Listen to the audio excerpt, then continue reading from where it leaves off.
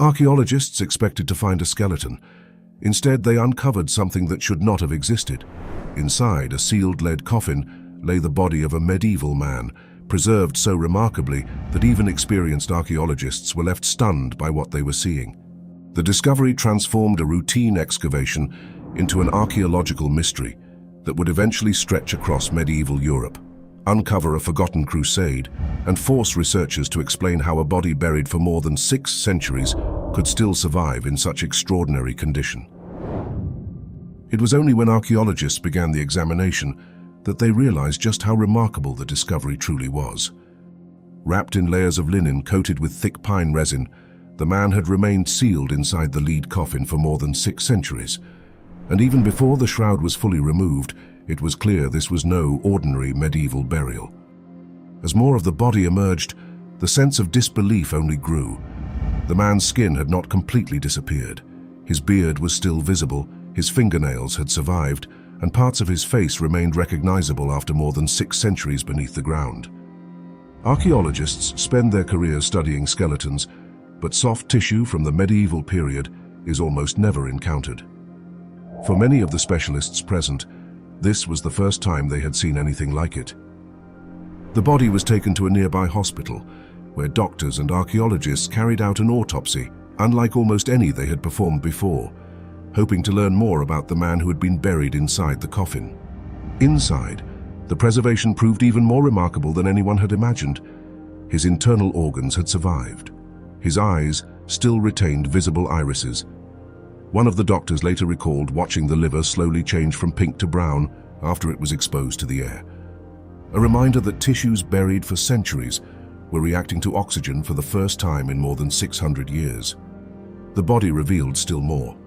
Researchers were able to examine the contents of his stomach, identifying his final meal as a simple mixture of oats and raisins, a detail so ordinary that it somehow made the man himself feel much closer than the centuries separating him from the people examining his remains. By now, everyone involved understood they were looking at one of Britain's most remarkable archaeological discoveries. The body had preserved details that should have disappeared long ago, offering investigators an opportunity that almost never exists when studying the medieval dead. But it could only tell part of the story. To understand what had happened to this man, researchers first had to examine the evidence his body still carried.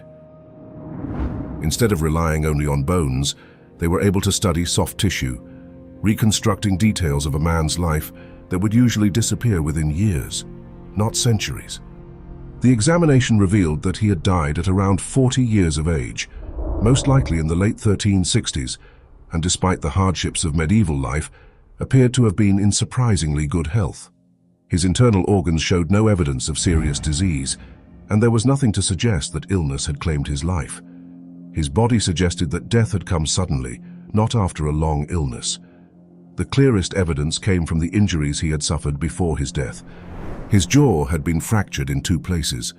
Several ribs had also been broken, injuries severe enough to puncture one of his lungs and cause bleeding inside the chest. Today, doctors recognize this combination of injuries as potentially fatal without immediate treatment, but in the 14th century, there would have been little anyone could do. The injuries pointed to a violent death, but they could not explain exactly what had happened. A fall from a horse, a crushing blow, or the chaos of battle could all produce similar damage, leaving researchers with evidence of the outcome, but not the event itself. By the end of the examination, researchers knew far more than they ever expected. They could estimate the man's age, judge his health, identify the injuries that most likely caused his death, and even reconstruct his final meal. But the body had revealed everything it could. To continue the investigation, researchers had to leave the autopsy room behind and begin searching medieval records. Whoever had been buried inside the lead coffin had not been laid to rest in an ordinary grave. He rested beneath an important part of St. Bees Priory, a privilege reserved for only a small number of people. The location of the burial suggested that this man had held wealth, influence, or both. That alone narrowed the search. Archaeologists and local historians began comparing the evidence from the grave with surviving medieval records, looking for someone whose life, status, and connection to St. Bees matched what they had found beneath the church floor. Several names were considered over the years, but each created new problems. Some had died too early. Others were known to have been buried elsewhere.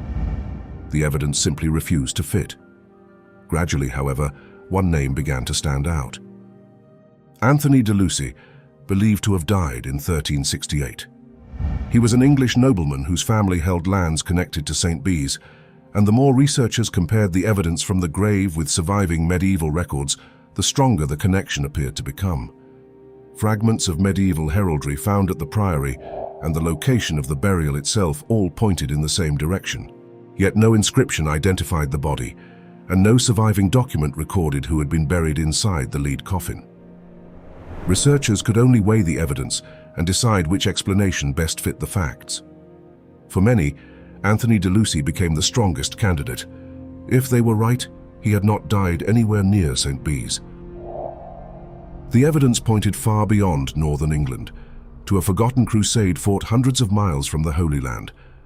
One of the strongest pieces of evidence came from a medieval letter written by another English knight, John de Moulton.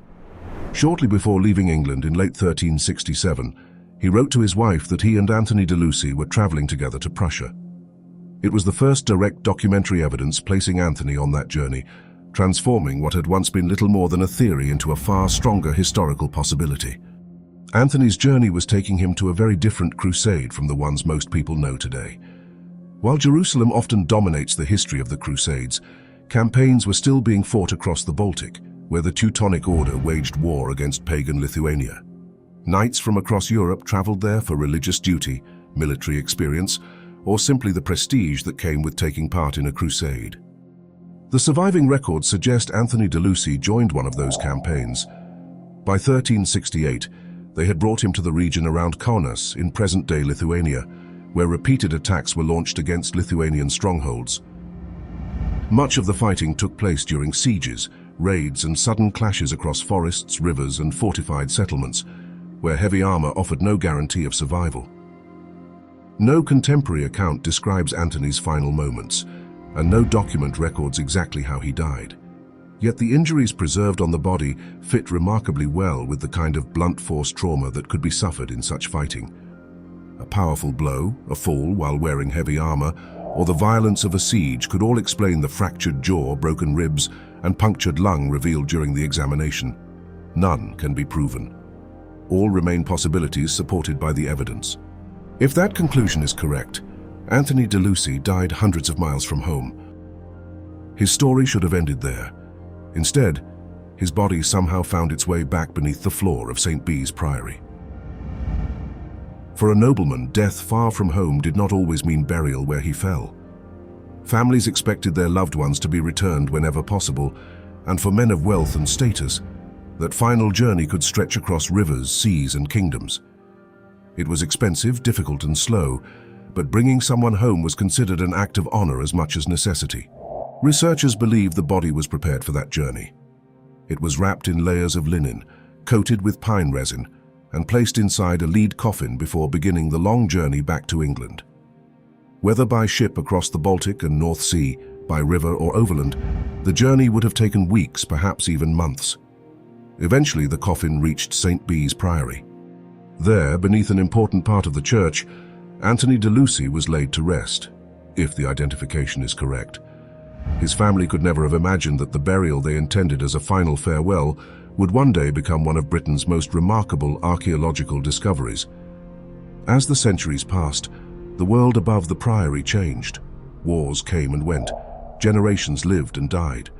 The identity of the man inside the lead coffin slowly faded from memory until, eventually, it was forgotten altogether.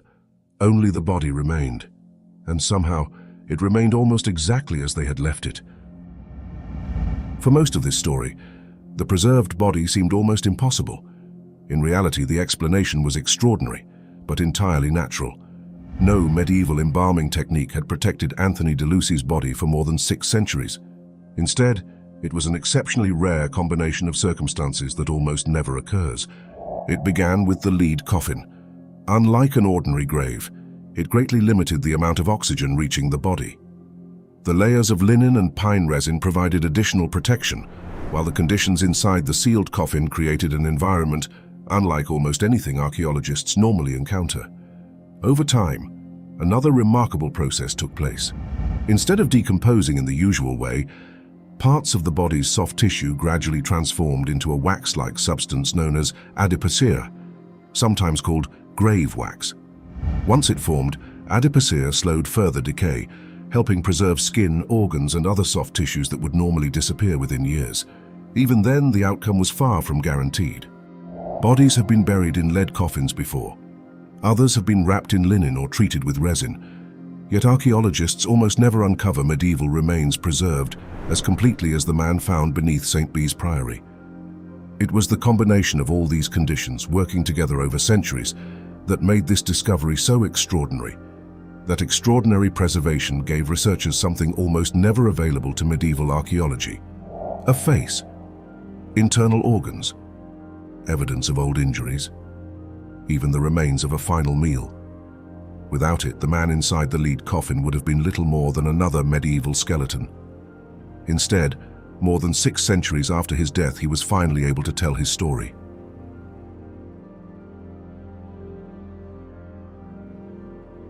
If this story stayed with you, let it travel. Like the video. Subscribe if you haven't. The body survived. The story almost didn't. More mysteries await here on Riddle Me This Mysteries.